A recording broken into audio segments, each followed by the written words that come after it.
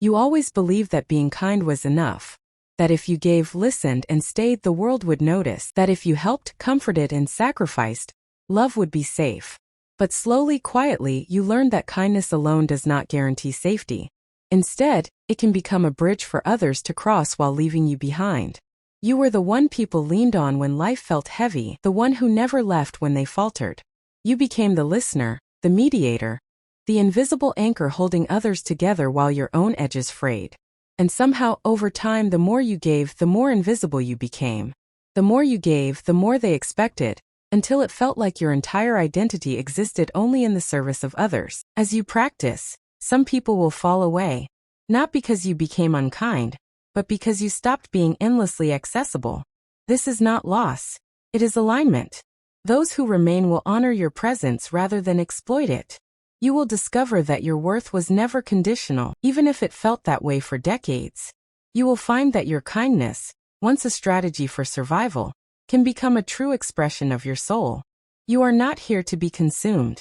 You are here to be experienced. Your story does not end with giving until exhaustion.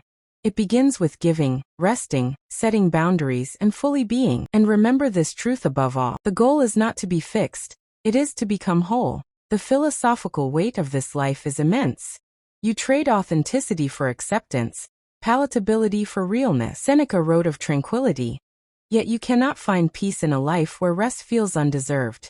Jung spoke of the unlived life, and here it is, your own, slowly sacrificed for survival and connection. Rilke spoke of living the questions, but you have spent decades living the answers demanded by others. Beneath it all lies a core fear, abandonment.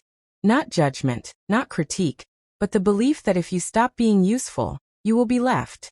And so, even in adulthood, you remain vigilant, protective, over-giving, over-explaining. You have forgotten that your body, your mind, your soul also deserve care. Yet there is hope. Healing begins not with withdrawal, but reclamation. It begins with recognizing that kindness is a gift, not a contract. Inner child work invites you to meet the part of yourself that learned love must be earned.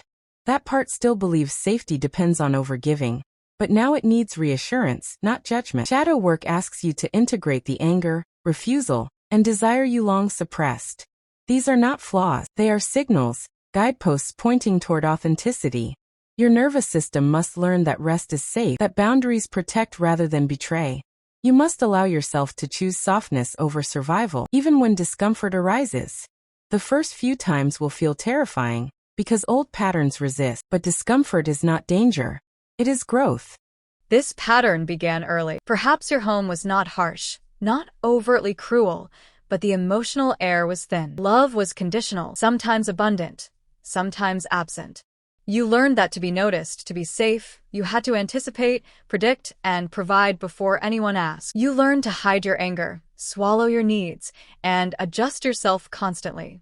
You became hypervigilant, your body reading tone, silence, and tension like a map. You mastered emotional intuition before you had a word for it, believing that if you could control others' comfort, you could secure your own. But this survival strategy carried a hidden cost. It tethered your sense of self to usefulness rather than being. You were valued not for who you were, but for what you offered. As you grew, these patterns matured. In relationships, you gave endlessly, yet felt guilty when expecting reciprocity. You attracted people who thrived on your presence, but resisted nurturing your needs. In work, you overperformed, overdelivered, and yet remained unseen. Boundaries felt like betrayal. No felt like defiance. You learned to overexplain, to apologize for existing, to rationalize your exhaustion. Your self-worth became a fragile scale measured by productivity, praise, and utility. Stillness felt dangerous. Rest felt like weakness. Anger, that raw, human signal, was suppressed, hidden behind smiles, and it's okay. But what was hidden grew heavier, turning into quiet resentment, fatigue, and a subtle numbness you carried like a shadow.